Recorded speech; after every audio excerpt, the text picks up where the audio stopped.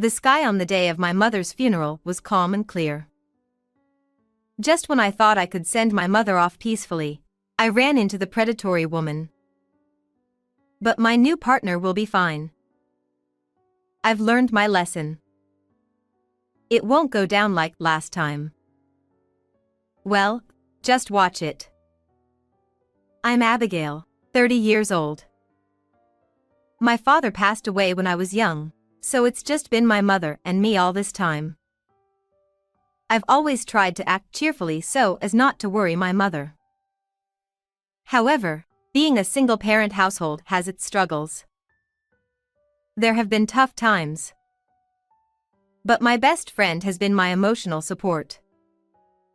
That's Natalie. Natalie is the same age as me and was raised by a single parent like I was. The difference is that Natalie's mom left, but because we had similar situations, we've been close friends since middle school, supporting each other. Natalie is truly a good person. If only she didn't have that one bad habit. Natalie was a woman who loved to steal. If I happened to say, "That senior is handsome, isn't he?" Natalie would immediately respond with, Abigail, do you like him? So do I. Maybe I should ask him on a date. You're not dating yet, so it's fine, right? It's still okay at this level, I suppose.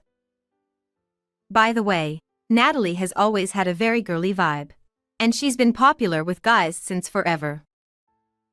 Whenever Natalie goes after someone, I can't help but back off. Since middle school, the guys I liked and the guys Natalie liked always overlapped, and it was always Natalie who ended up dating them. Even someone like me had been in a relationship during high school. I was asked on a date by a senior who was a year older than me. I kept this a secret from Natalie. It wasn't because there was any deep meaning behind not telling my best friend. I just felt shy about it. But even though I tried to hide it, she found out right away. Oh. Really? Wow, Abigail, I thought you didn't have a crush on anyone because you haven't been talking about it lately. Well, I felt shy. But from now on, we can both walk home with our boyfriends, right? Yeah, right. Natalie said with a smile. But I would soon find out the reason behind my best friend's smile. Whenever my boyfriend and I were leaving school, Natalie started coming home with us too. Huh? Where's your boyfriend? Aren't you going home together? He said he had something to do. So, I thought I'd join you guys. I'm not trying to get in the way or anything.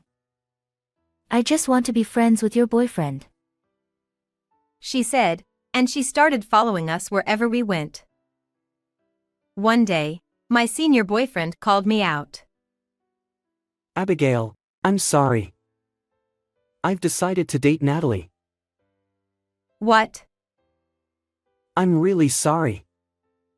I thought of her as just a friend, but my feelings for her grew beyond that. And then Natalie told me too. Abigail, I'm sorry. I just can't help but love him. If you could forgive me, we could be happy together. She pleaded with a tearful face.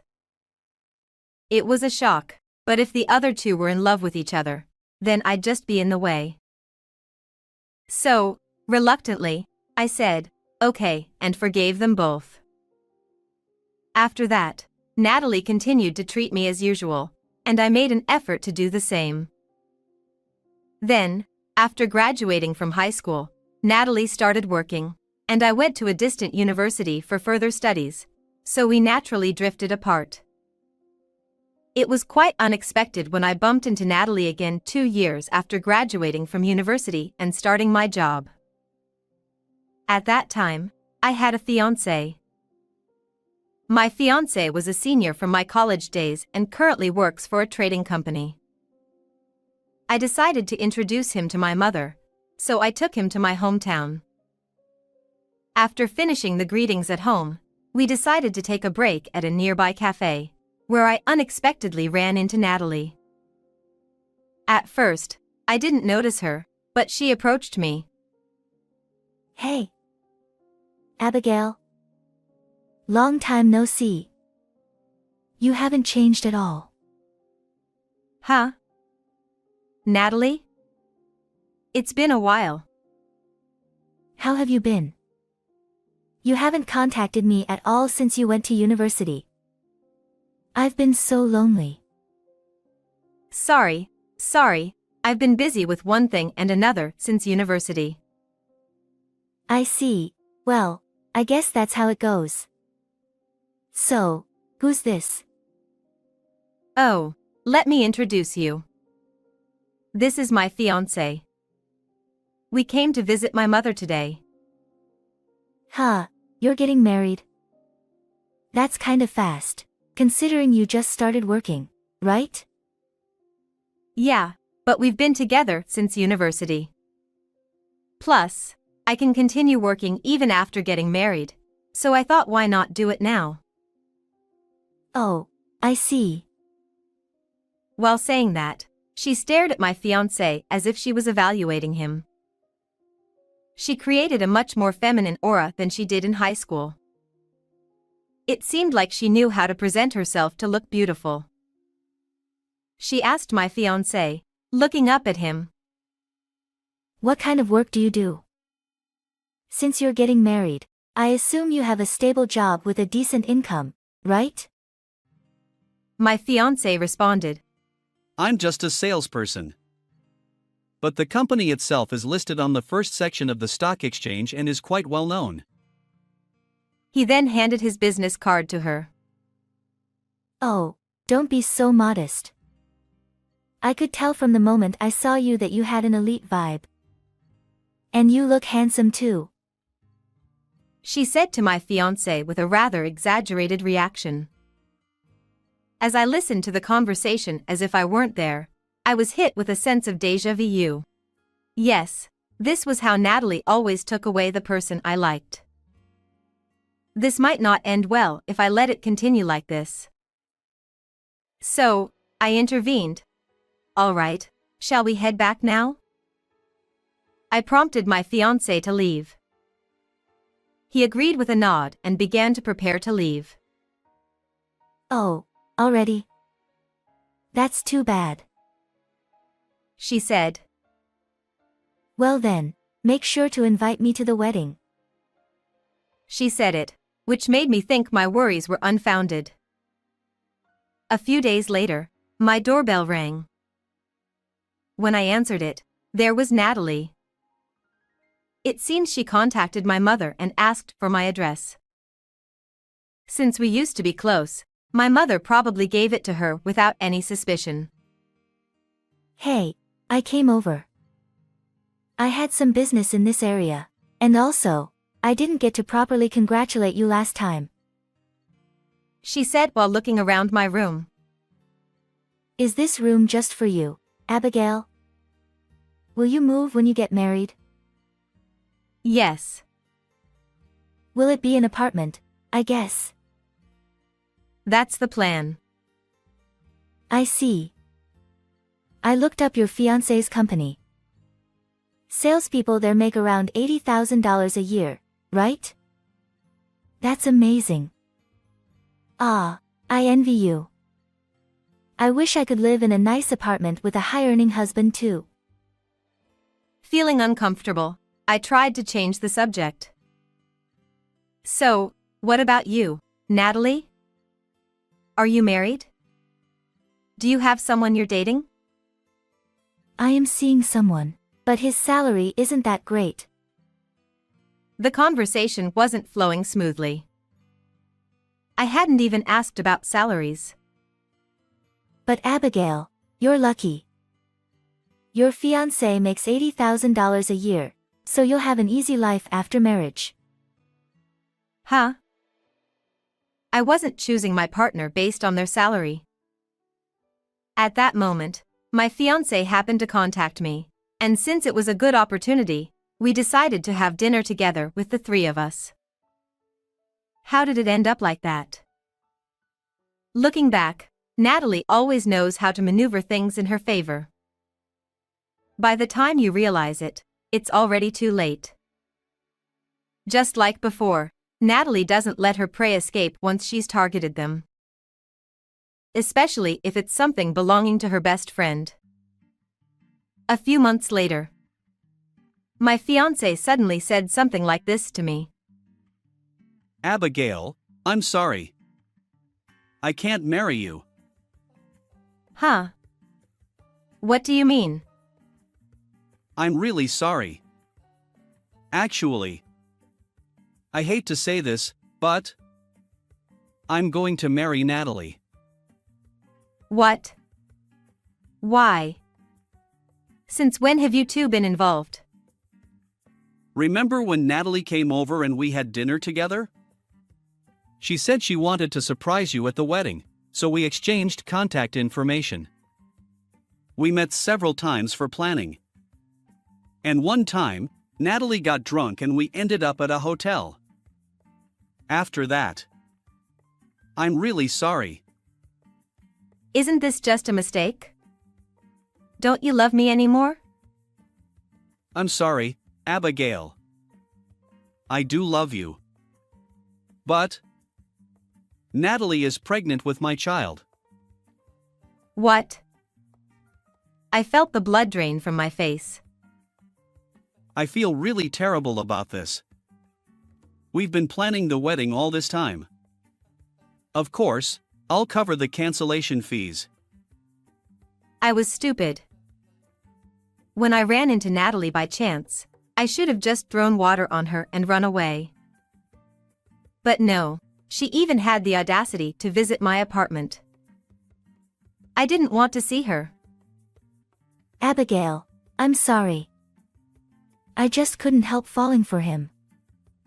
I'm pregnant with his child. Please forgive me. She said, tears streaming down her face. But I'm the one who wants to cry. I don't want to see you anymore. Don't come here again. That's all I managed to say. Work became my only solace. I had always planned to continue working even after marriage, but after the affair, I threw myself even more into my job. In the blink of an eye, 5 years have passed. Contrary to thinking that I would distance myself from romance because of working hard, that wasn't the case at all. I got married 2 years ago. My partner is Sam, the legal advisor at my workplace. As I handled general affairs, I had frequent interactions with the legal advisor. He always showed concern for me, and after several dinners together, he confessed his feelings, leading us to marriage. Married life is enjoyable, and my career continues to progress smoothly. I no longer dwell on the events of 5 years ago. However, it's not all sunshine and rainbows. Even after being alone at home, my mother continued to work energetically and enjoy her life. However, she was diagnosed with terminal cancer. Treatment was no longer feasible. I burst into tears, but my mother smiled and said, "Having you in my life has brought me happiness. Thank you. I want to be surrounded by family at the end." So, I made sure to spend as much time as possible at home, and I was there to care for my mother in her final moments. Today is my mother's funeral. The sky is clear, and I believe my mother will peacefully ascend to heaven. However, I couldn't believe my eyes. Natalie was among the attendees. "Why are you here?" Well, your mother passed away, right? I used to be taken care of by her, so I thought I'd pay my respects, she said with a smile.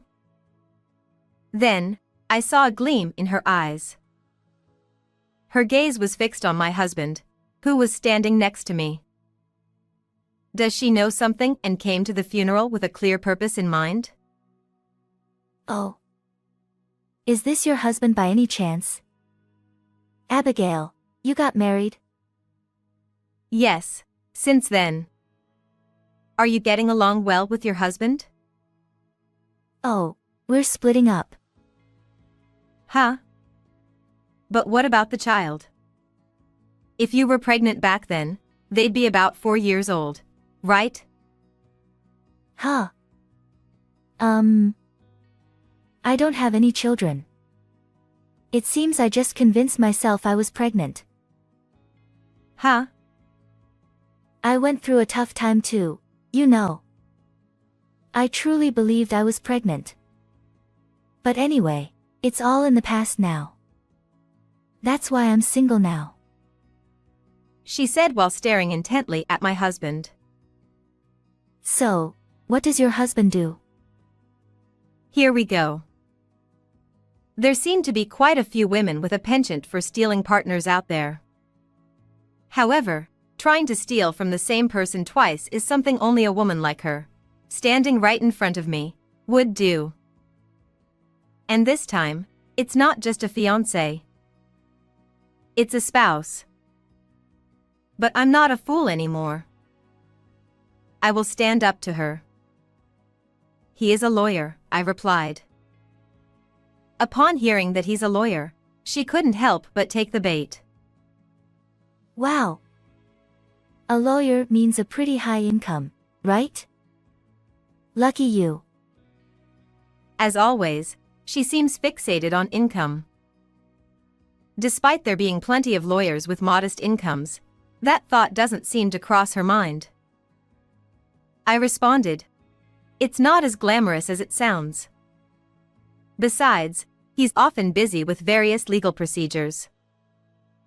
I then prompted Sam for agreement. Exactly.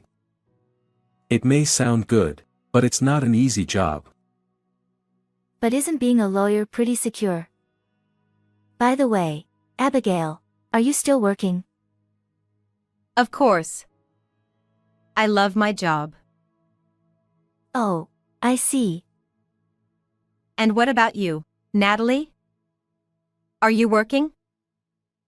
I'm doing temp work, but it's all about the paycheck, you know. Being single is tough. I wish there was someone nice around. She said, while staring at Sam. Sensing things about to escalate, I interjected. Well, I should greet the other attendees. I then excused myself from the conversation with Natalie and said to Sam, "Sorry, but could you handle this for a bit?" I continued to greet the neighbors and colleagues who had taken care of my mother one by one. At that moment, when I glanced over at my husband, Natalie was still there by his side. Truly, she was the queen of conquests. She never lets her target slip away, even if it's someone else's husband. It bothered me, of course, but right now, I needed to focus on fulfilling my duties as the chief mourner. A little while later, Natalie approached me. Done with the greetings? I got a business card from your husband earlier and did some research. He works at a major law firm, right? His salary must be around $200,000, isn't it? Impressive. So what? I intentionally replied bluntly, and Natalie chuckled, saying, Oops, my bad. Looks like I'll be getting another one. She smirked. What? Get what? Even though I knew, I couldn't help but ask. Of course, your husband with a salary of $200,000. Abigail, you really have strong luck, huh? I'm impressed you found such a good partner. Does that include your husband too? Of course. Being with you means I can easily get any good man I want. Once they experience my charm, they're hooked. She said triumphantly.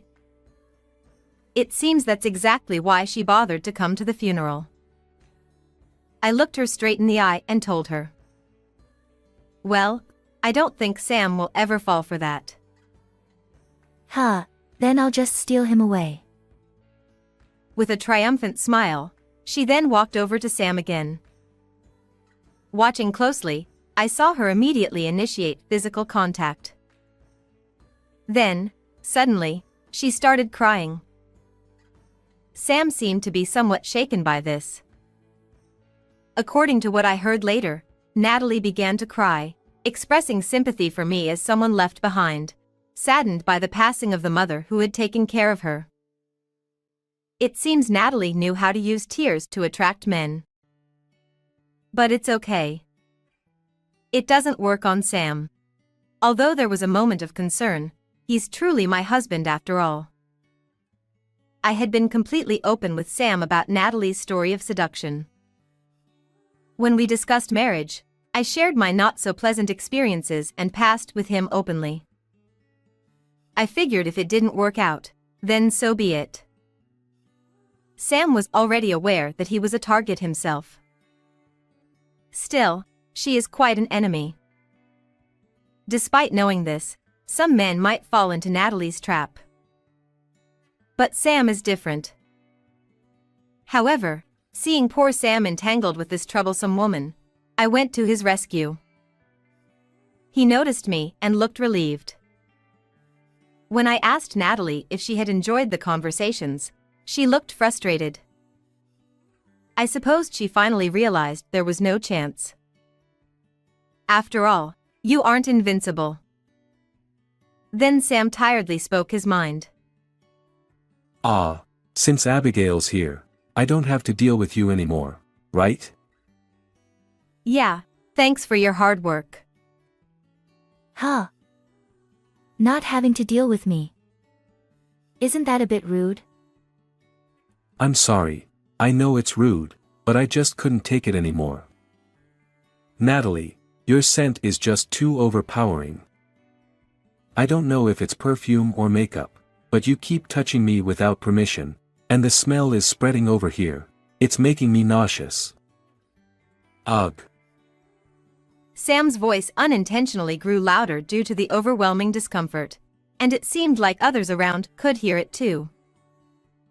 Despite being at a funeral, chuckles and laughter could be heard in response to the situation.